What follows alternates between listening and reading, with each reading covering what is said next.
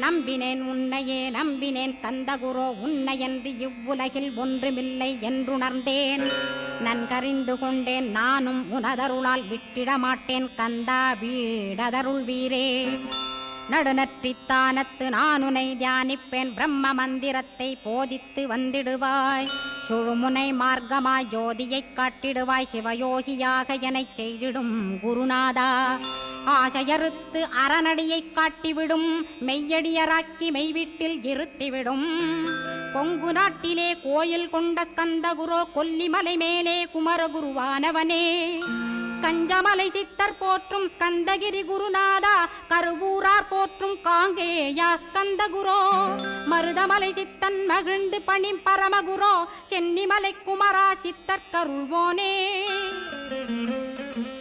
சிவவாக்கிய சித்தருளை சிவன்மலையில் போற்றுவரே.